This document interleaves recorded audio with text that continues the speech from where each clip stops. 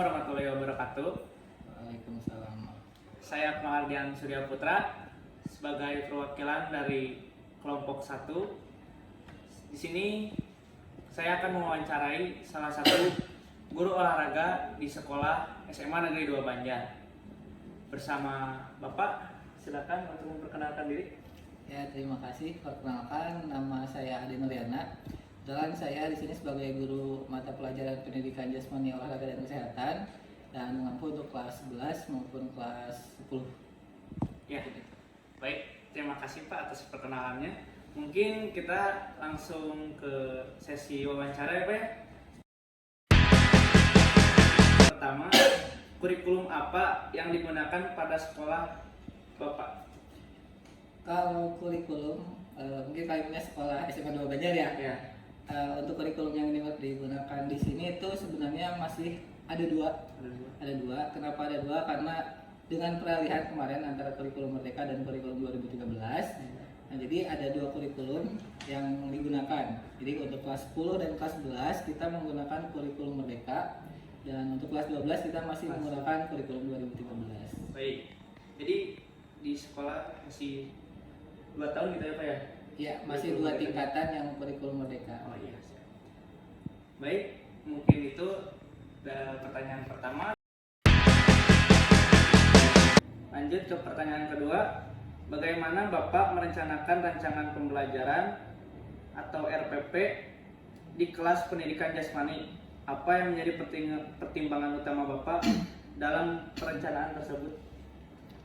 Baik, jadi untuk perencanaan yang dijadikan pertimbangan tentunya kalau di kurikulum Merdeka kita kan punya capaian pembelajaran. Nah, jadi itu menjadi dasar awal untuk kita merencanakan sebuah rencana pelaksanaan pembelajaran.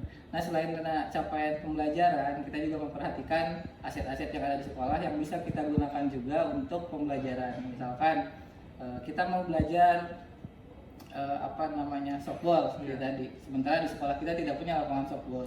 Nah, kita gunakan yang ada di sekitar kita, aset lingkungan. Kita punya sport center, kita gunakan sport center untuk dalam rancangan pembelajaran tersebut. Jadi ketika kita membuat rancangan, memang beberapa hal yang harus kita perhatikan. Pertama, kebutuhan siswa kita apa, manfaat bagi siswa kita apa. Kemudian pada saat pembelajaran ya, nah itu kita manfaatkan juga aset-aset yang ada di sekolah kita ataupun di lingkungan kita.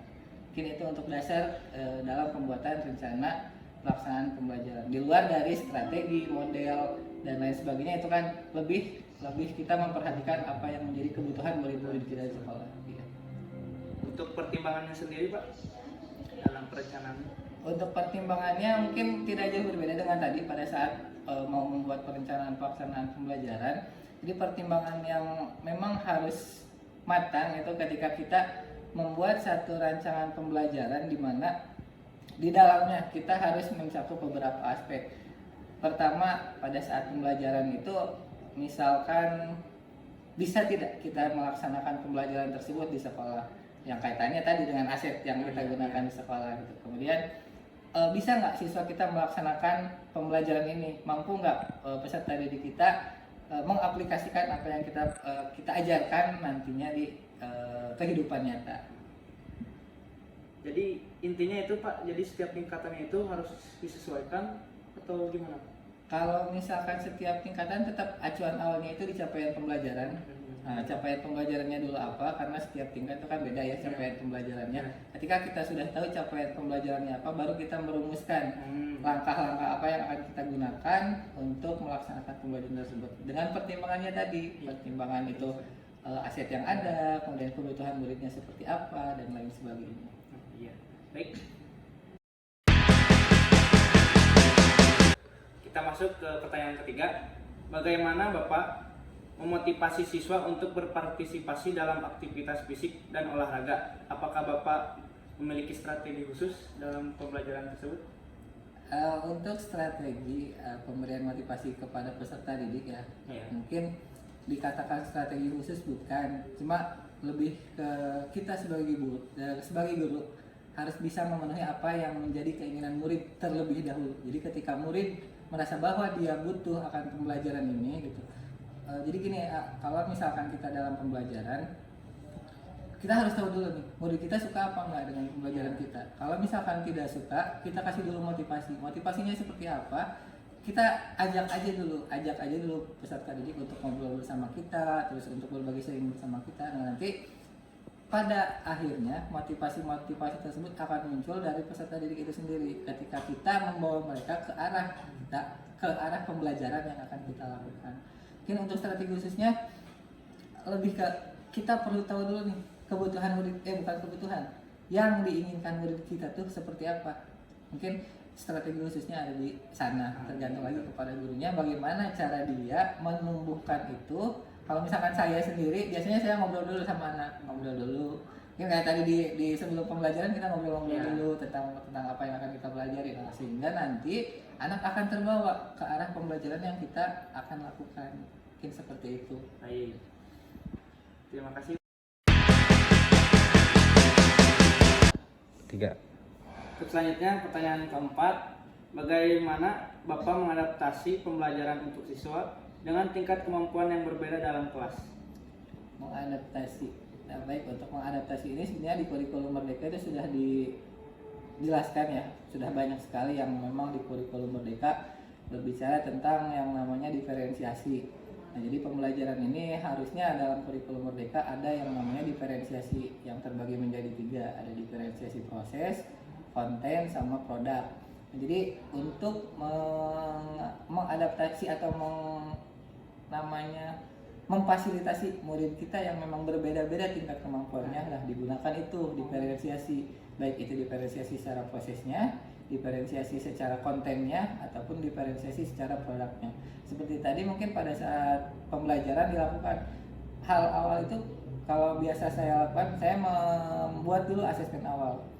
Manakah pengetahuan awal yang sudah diketahui siswa, manakah praktek awal atau pembelajaran awal yang sudah diketahui siswa. Jadi kita dapat menentukan seperti mana yang sudah bisa melakukan pukulan, mana yang sudah bisa melakukan lemparan atau tangkapan. Nah, kita pisahkan dulu. Jadi mereka akan belajar sesuai dengan apa yang belum mereka pelajari dan apa yang ingin mereka kuasai terlebih dahulu.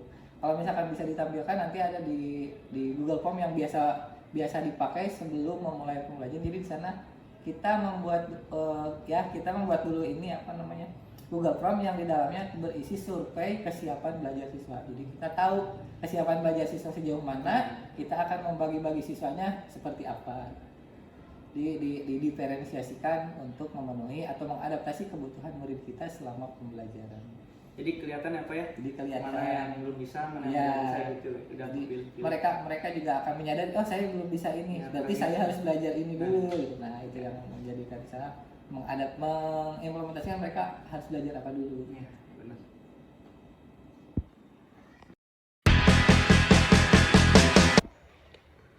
Untuk pertanyaan kelima, bagaimana Bapak memastikan keselamatan siswa selama pelajaran aktivitas fisik atau olahraga? Nah, ini memang masih menjadi tanda tanya besar ya, karena untuk keselamatan kita hanya pertama mungkin bukan menerkan angka, kita memang selalu memberikan pembelajaran yang sesuai dengan kebutuhan keselamatan siswa. Salah satu contohnya mungkin ketika pembelajaran kita seharusnya ketika kita belajar di luar kelas, yang namanya olahraga kan tidak luput dari yang namanya cedera, luka, dan lain sebagainya. Nah, untuk menjaga keselamatan tersebut tentunya kita selalu mengingatkan peserta didik kita untuk selalu fokus untuk mengikuti pembelajaran. Seperti tadi ketika bermain softball, nah itu kan tingkat cedera atau tingkat taruh dalam tanda kutip kecelakaan yang terjadi kan seperti tadi terlempar bola atau yang lain sebagainya, itu harus kita antisipasi. Nah, untuk antisipasi yang pertama tentunya kita terus mengingatkan peserta didik kita untuk tetap fokus terhadap pembelajaran tersebut. Yang kedua, andaikan memang ada hal yang di luar dari apa yang kita rencanakan, kita harus bukan harus. Jadi kita memang menyediakan alternatif seperti tadi, membawa kendaraan ketika pembelajaran berlangsung. Salah satunya itu menjaga agar kalau misalkan ada sesuatu hal yang urgent ya sifatnya urgensi, bisa langsung kita melakukan tindak penyelamatan. Tetapi alhamdulillah gitu dari beberapa pembelajaran yang dilakukan, untuk keselamatan memang masih dalam taraf aman, meskipun kadang ada yang cedera ringan atau lain sebagainya, karena di sana mungkin secara 100% ketika setiap pembelajaran, tidak semua pas jam pelajaran kita misalkan membawa P3K, karena untuk harusnya kan kita membawa P3K dan lain sebagainya. Disarankan memang ketika melaksanakan pembelajaran olahraga itu membawa peralatan P3K, karena memang di sana kita berbenturan dengan fisik kita untuk melakukan praktek. Jadi harusnya saya terapkan, tapi memang jujur nih kadang-kadang dibawanya gitu udah kalau misalkan ada kegiatan-kegiatan tertentu yang memang urgensinya banyak ke arah cedera, baru kita melakukan membawa peralatan tersebut.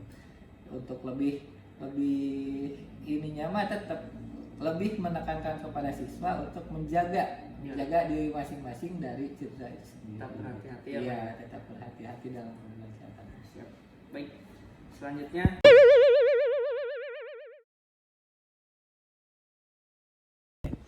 itu pertanyaan keenam, apa jenis metode pengajaran yang paling Bapak terapkan dalam pendidikan jasmani? Apakah Bapak menggunakan metode tertentu yang efektif?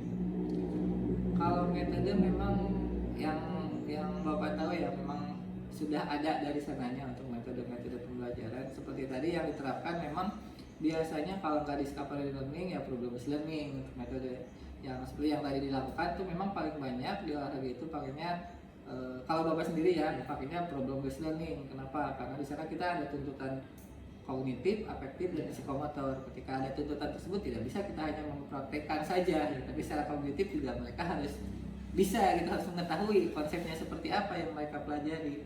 Jadi discovery learning ini nantinya akan membentuk karakter siswa. Pertama mereka akan mengetahui permasalahan yang dihadapi dari pembelajaran tersebut. Mereka akan mencari solusi, mereka akan bisa mempraktekkan juga. Seperti tadi yang mungkin dicontohkan di awal ada pemahaman dulu, dikasih dulu pemahaman, dikasih permasalahan apa kesulitan yang kalian hadapi, mereka akan memecahkannya sendiri, kemudian mereka akan mempraktekkan lagi. Jadi semua aspek dalam problem based learning ini Bapak pikir cocok lah untuk pembelajaran olahraga, karena di sana akan mencakup ketiga aspek tadi, kognitifnya dapat, psikomotornya dapat, sama afektifnya juga di sana akan ditumbuh kembangkan juga. Meskipun kalau misalkan sifatnya afektif ya kadang teramatinya itu tidak langsung anak menunjukkan tapi kan inginnya berkelanjutan untuk afektif.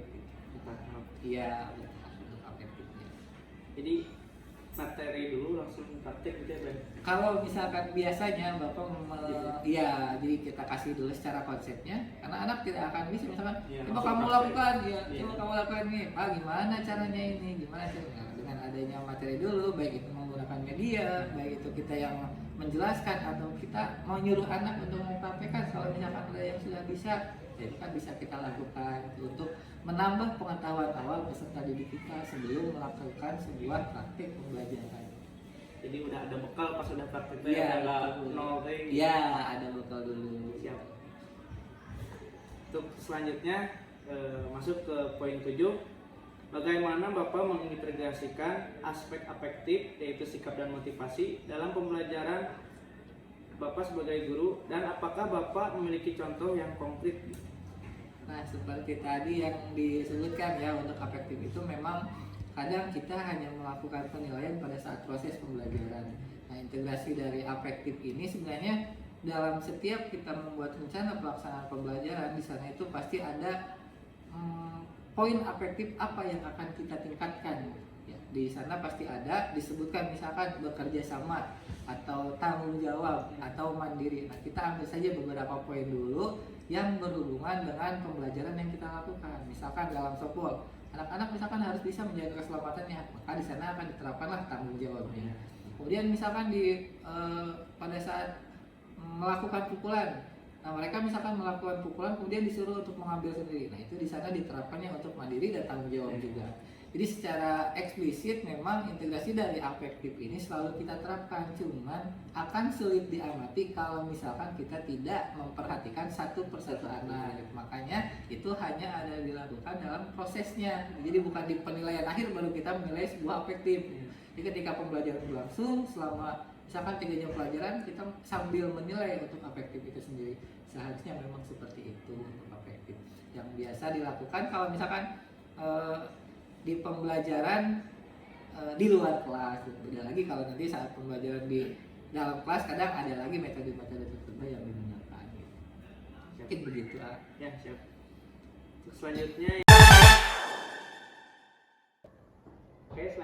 ke pertanyaan 8. Bagaimana Bapak membangun kerjasama pada siswa di kelas Bapak, dan bagaimana Bapak mengajarkan nilai-nilai ini kepada siswa? Membangun kerjasama apa? Ya, membangun kerjasama pada siswa di kelas. Nah, untuk membangun kerjasama siswa dengan siswa apa Bapak sesama? dengan siswa. Untuk membangun kerjasama dengan siswa ya tentunya itu ya dengan cara berkomunikasi dengan baik terhadap siswa. Kemudian kita dapat merangkul siswa, kita dapat berpartisipasi aktif dalam pembelajaran siswa itu sendiri. Meskipun ya seperti yang tadi sudah disebutkan bahwa kita ini berperan sebagai fasilitator yang akan mengantarkan anak untuk mencapai tujuan pembelajaran kan. Ketika kita menjadi seorang fasilitator, otomatis kita harus bisa memenuhi apa yang menjadi tuntutan anak ketika dia ingin mencapai tujuan pembelajarannya. Nah, jadi salah satu cara yang bisa dilakukan agar terjadi kolaborasi antara guru dengan murid, itu kita dengan tadi harus bisa berkomunikasi dengan baik, menggunakan komunikasi efektif, komunikasi bermotivasi dan membangun terhadap siswa, sehingga siswa akan memberikan timbal balik kepada kita, dan di sanalah akan terjadi kerjasama antara siswa dengan gurunya. Seperti itu. Siap.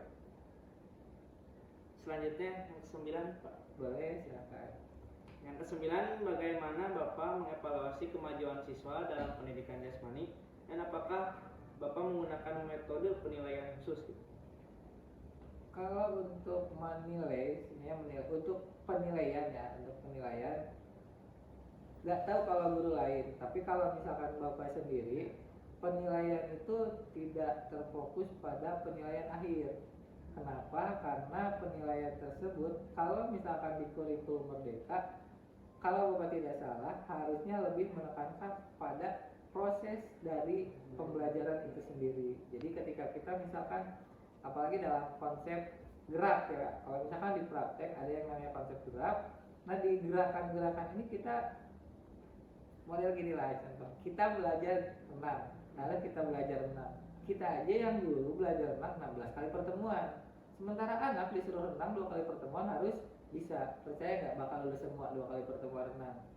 Kita mau menilai dari mana? Kalau misalkan nilai bisa atau tidaknya 40, 30, tapi kalau kita menilai proses, anak-anak mau tidak latihan, anak-anak misalkan benar tidak, misalkan gerakannya mereka yang kita instruksikan itu misalkan benar tidak melakukannya, misalkan di gerakan kaki udah benar nggak gerakan kakinya, meskipun hanya beberapa gerakan tapi mereka melakukan dengan keseriusan untuk mengikuti pembelajaran. Nah, di sana kita akan menilai proses tersebut. Meskipun nilai akhir tetap ada, tapi nilai proses akan berpengaruh besar terhadap penilaian siswa itu sendiri.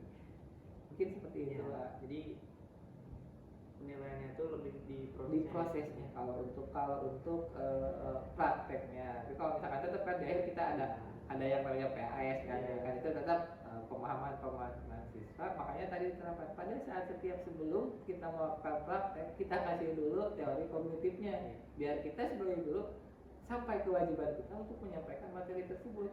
Tidak ada ulangannya. Kalau misalkan kita hanya mengajarkan praktek, ketika ditanya teori, anak-anak semua bingung. Apa yang ini nggak pernah diajarkan, ini nggak pernah diajarkan, padahal dipraktekkan udah. Tapi kan kadang kelemahannya itu kita tidak mau menjelaskan kepada anak apa yang kita pelajari dulu, tiba-tiba langsung praktek sehingga terjadi miss dengan anak. Sudah dipelajari dianggapnya belum. Itu karena tadi tidak ada pemahaman awal tentang kognitifnya dulu, tidak ada membangun kognitifnya dulu, sehingga terjadi psikomotor yang ada di pikiran atlet. Olahraga nggak praktek di lapang lari-lari, karena kan tetap di sana itu ada materi epistem yang harus mereka kuasai. Siap. Sekarang lanjut ke pertanyaan 10. Bagaimana Bapak mendukung siswa yang mungkin mengalami kesulitan dalam materi pelajaran pendidikan jasmani? Salah satu hal yang memang menjadi tantangan di olahraga ya, itu ini masih termasuk isu gender, karena memang kadang-kadang yang namanya perempuan ya akan lebih sulit untuk menerima pembelajaran secara praktik atau secara gerak. Nah, itu menjadi salah satu hambatan yang memang sering kita temui. Dan untuk mengatasi hal tersebut tentunya ya kita berikan juga ke dalam pengawasan. kita lebih lebih menekankan pada anak-anak tersebut untuk melakukan gerakan-gerakan yang ingin mereka kuasai secara terus-menerus. Nah, jadi dalam artian di sini ketika ada yang merasa kesulitan gerak, kita dampingi dulu. Pertama kita dampingi benar-benar dengan guru kan apa yang menjadi kesulitannya, terus apa yang menjadi hambatan dia untuk melakukan gerakan-gerakan tersebut gitu. Ini setelah misalkan sudah kita berikan pemahaman-pemahamannya, yang biasa saya lakukan ketika ada satu anak misalkan dia sudah bisa nih, sudah bisa melakukan gerakan tersebut, sementara siswa yang lainnya belum. Saya minta bantuan kepada anak tersebut untuk membantu anak yang belum bisa. Jadi nanti mereka akan belajar sesama teman untuk memperagakan bentuk gerakan yang belum dikuasainya, sehingga nanti akan terbentuk di sana yang sudah menguasai. Jadi tadi diferensiasi, yang sudah menguasai akan bisa mengajarkan, yang belum bisa akan diajarkan oleh yang tadi sudah bisa. Jadi nanti di sana anak akan berperan sebagai pemimpin pembelajaran, anak juga berperan sebagai misalkan tutor teman sebayanya. Pokoknya di sana jadi banyak hal yang memang di apa namanya, yang menjadi tuntutan kurikulum mereka akan banyak dilakukan pada saat pembelajaran seperti itu. Jadi ketika anak yang belum bisa dibantu oleh temannya, ketika anak yang sudah bisa mengerjakan tugas-tugas lain, misalkan yang lebih dari, jadi ada levelannya mungkin. Nah, kalau ditanyakan levelan kan tadi yang diferensiasi itu, misalkan yang belum bisa, yang sudah mahir mah misalkan membantu gitu kan, yang setengah mahir misalkan nanti berlatih dengan apa gitu, misalkan dengan teknik baru atau dengan variasi yang baru. Nah, yang belum bisanya akan berlatih dengan tadi yang sudah bisa. Diferensiasi di sana akan lebih terlihat gitu kalau misalkan ada tingkatan anak-anak yang di dalam kelas itu belum bisa, setengah bisa, sama sudah mahir. Ya kan dari setiap siswa itu kan motoriknya ada yang lemah, ada yang lemah kayak gitu. Iya, seperti itu. Ya baik. Pertanyaan ke-11, apakah Bapak menerapkan teknologi dalam pembelajaran pendidikan jasmani? Jika iya, bagaimana penggunaan teknologi mempengaruhi pembelajaran siswa? Kalau teknologi memang agak sering juga digunakan, terutama untuk penayangan-penayangan seperti video pembelajaran, kemudian lainnya kadang juga menggunakan Canva untuk tugas-tugas yang memang biasa dilakukan seperti tugas proyek, kadang kita melakukan dengan Canva salah satunya. Kemudian ada lagi dengan Google Form, kadang digunakan juga seperti tadi untuk melakukan survei dan lain sebagainya menggunakan multimedia. Dan pengaruhnya memang cukup signifikan di sana, dalam artian pertama menghemat waktu, kedua menghemat paperless juga, tidak perlu menggunakan kertas, sehingga pada saat mereka mengerjakan tugas ataupun mengerjakan lainnya, mereka akan lebih mudah. Di satu sisi juga daripada teknologi seperti gadget digunakan untuk hal-hal lain, mungkin kita arahkan saja sekalian. Kalau misalkan kita tugasnya Canva, kita pakai Canva, pakai aja HP-nya masing-masing. Misalkan kita butuh data apa, masukkan ke Google Form. Kita butuh misalkan video pembelajaran, pakai YouTube kan. Ya relatif anak-anak sekarang itu kemana-mana membawa HP. Ketika HP itu malah dipakai yang salah, atau ketika pembelajaran malah digunakan untuk cetak atau lain sebagainya, ini kita gunakan saja gitu untuk pembelajaran pada saat pembelajaran tersebut. Biar efektif, terus efisien juga ya Pak? Iya betul. Jadi pertanyaan ke-12, bagaimana Bapak menciptakan lingkungan kelas yang inklusif dan mendukung perkembangan seluruh siswa? Sebenarnya ini kurang lebih sama ya dengan jawabannya yang tadi, karena lebih mengarah ke diferensiasi tadi ya. Untuk inklusif tadi kan tentunya ketika setiap anak, kalau misalkan kita berbicara anak, itu setiap anak itu unik dan berbeda-beda ya, tidak ada satu anak pun yang sama begitu karakteristik juga meskipun itu memang pasti berbeda. Makanya di sana ada yang namanya inklusivitas. Tapi kalau misalkan kita dituntut untuk inklusif satu persatu, itu kita akan merasa kesulitan gitu ya. Kalau inklusifnya harus satu orang. Nah, makanya kita seperti tadi, kita gunakan pendekatan dengan diferensiasi konten, proses ataupun produk yang nantinya akan menghasilkan inklusivitas itu berdasarkan kelompoknya masing-masing.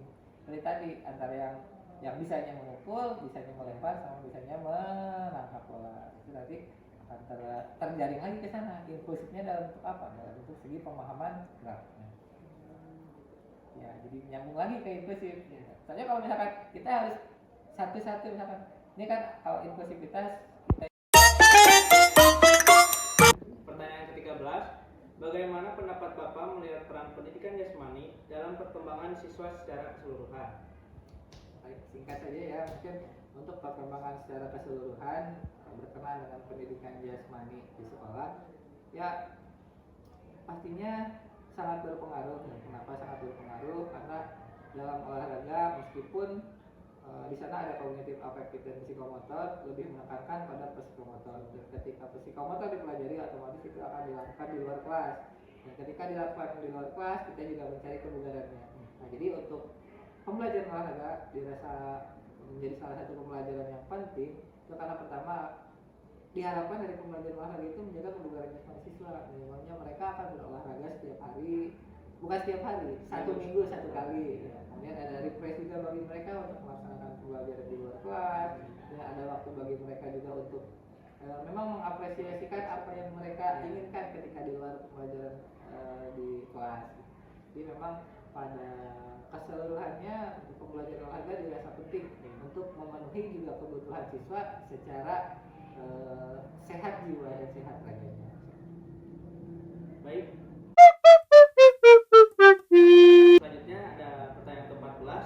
Apakah ada tantangan khusus yang Bapak alami dalam mengajar pendidikan jasmani dan bagaimana Bapak mengatasinya?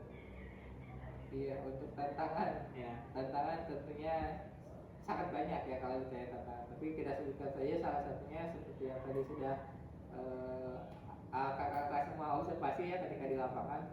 Salah satu kendala itu adalah cuaca panas. Ketika cuaca panas, apalagi yang kaum perempuan tuh kalau sudah terkena panas ya udah malas untuk olahraga. Nah, itu mungkin tantangan yang memang harus dipikirkan cara penyelesaiannya. Nah, kalau misalkan memang olahraganya di sekolah kan masih ada indoor, masih ada yang memang bisa teduh-teduh. Tapi kalau misalkan di luar kelas, di luar sekolah itu kan otomatis sudah benar-benar panas, itu panas lapangan gitu kan. Nah, salah satu cara untuk mengatasinya ya kita juga pertama dengan kita sebagai guru menunjukkan bahwa kita itu tidak takut panas. Jadi ketika kita menyuruh anak-anak kita untuk ayo olahraga atau memfasilitasi anak-anak kita, ayo misalkan ke lapang. Nah, kita juga sebagai gurunya ikut ke lapang untuk memberikan motivasi guru. Oh iya, gurunya juga ikut, masa saya enggak. Pertama dengan itu. Yang kedua, kita berikan juga motivasi. Ayolah, kalau misalkan kita pengen bisa atau kita pengen mempelajari teknik-teknik tertentu, kita harus belajar, mau belajar, ayo bareng-bareng belajarnya. Sama, semua juga panas. Dengan pokoknya dengan berkomunikasi pasti anak akan bisa. Ya, kalau misalkan kita bisa merangkul anak juga pasti akan berpihak terhadap kita, terhadap pembelajaran yang akan kita lakukan. Ini kan yang kita lakukan itu untuk anak-anak juga. Kita ngajar untuk anak, kita memberikan motivasi untuk anak juga. Mungkin seperti itu. Siap. Untuk selanjutnya masuk ke pertanyaan terakhir. Di nomor 15 ini, apakah ada pengalaman atau proyek pembelajaran yang paling berkesan dalam karir Bapak sebagai guru pendidikan jasmani? Proyek pembelajaran di bidang olahraga ya. Ya, yang paling berkesan. Paling berkesan. Baik, dalam kurikulum Merdeka itu ada yang namanya proyek P5 ya. P5 itu penguatan profil proyek penguatan profil pelajar Pancasila. Nah, untuk P5 ini salah satunya ada tema yang dinamakan dengan bangunlah jiwa dan raganya. Bangunlah jiwa dan raganya ini secara eksplisit di dalamnya tersirat tentang pendidikan jasmani dan olahraga. Nah, mungkin salah satu proyek sebenarnya ini agendanya untuk minggu depan. Nah, kenapa disebutkan berkesan untuk sekarang? Karena memang dalam program ini saya dididik sebagai koordinator untuk pelaksanaan program PLN tersebut. Jadi sebelum dilaksanakan pun sudah alhamdulillah terasa ya, pusing-pusing harus mikirin apa yang mau kita berikan, apa yang mau kita lakukan, apa juga yang akan bisa kita manfaatkan di sekolah kita untuk pelaksanaan PLN tersebut. Nah, di proyek ini saya berkolaborasi dengan beberapa guru. Jadi kenapa ini berkesan?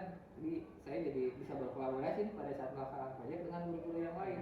Saya melibatkan guru biologi, melibatkan guru ekonomi, melibatkan juga guru sosiologi. Jadi di bangunlah jiwa dan raga ini masuknya proyek dalam bidang olahraga, tapi mencakup tadi ada biologinya, ada ekonominya, ada sosiologinya juga, termasuk olahraganya juga. Proyeknya seperti apa? Nanti di bangunlah jiwa dan raga itu dulu kita akan menerapkan budaya hidup sehat secara makanan, secara kalorinya, secara olahraganya, serta terakhir secara jiwanya untuk sikap saling menghargai dan anti. Nah, kenapa berkesan? Jadi ini adalah salah satu program pertama yang disekrupnya untuk sekolah dan merupakan bukan piloting, kalau disebut piloting enggak, tapi baru akan dilaksanakan program bangunlah jiwa dan raga pertama kali di sekolah. Jadi harus benar-benar merancang itu dari awal sampai akhir hingga perencanaan apa yang telah direncanakan bisa berjalan sesuai dengan harapannya. Mungkin itu untuk proyek. Baik, luar biasa ya apa yang telah disampaikan dan telah dipaparkan oleh Bapak. Oke, cukup sekian sesi wawancara dari saya selaku perwakilan dari kelompok 1. Mohon maaf apabila banyak kekurangan dan kesalahan. Wabillahi taufiq wal hidayah. Wassalamualaikum warahmatullahi wabarakatuh.